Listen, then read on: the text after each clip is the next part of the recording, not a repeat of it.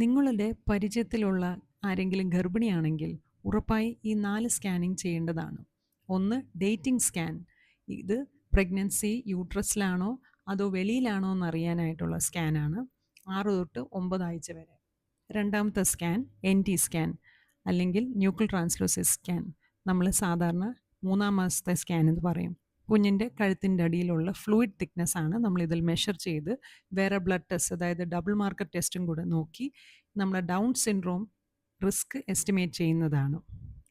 മൂന്നാമത്തെ scan anomaly scan അല്ലെങ്കിൽ 5-ാം മാസത്തെ സ്കാൻ. ഇതിൽ കുഞ്ഞിൻ്റെ അനോമലീസ് അല്ലെങ്കിൽ അംഗവൈകല്യങ്ങൾ നമ്മൾ തിരിച്ചറിയാൻ സഹായിക്കുന്ന സ്കാനാണ്. 4-ാമത്തെ സ്കാൻ ഒബ്സ്ട്രറ്റിക് ഗ്രോത്ത് സ്കാൻ വിത്ത് ഡോപ്ലർ ആണ്. ഇത് കുഞ്ഞിൻ്റെ വളർച്ച നമ്മൾ അസസ് ചെയ്യുന്നതാണ്. വളർച്ച കുറവുണ്ടെങ്കിൽ ഡോക്ടറിൻ്റെ നിർദ്ദേശപ്രകാരം നമ്മൾ ഈ ടെസ്റ്റ് നേരത്തെ ഫ്രീക്വൻ്റ് ആയിട്ട് ചിലപ്പം റിപ്പീറ്റ് ചെയ്യേണ്ടതായിരിക്കും. പിന്നെ നമുക്കെല്ലാം അറിയുന്ന പോലെ 3D 4D സ്കാൻ കുഞ്ഞിനെ കൂടുതൽ ഡീറ്റെയിൽ ആയിട്ട് ഫേസും ഒക്കെ കാണാൻ സഹായിക്കുന്ന സ്കാൻ.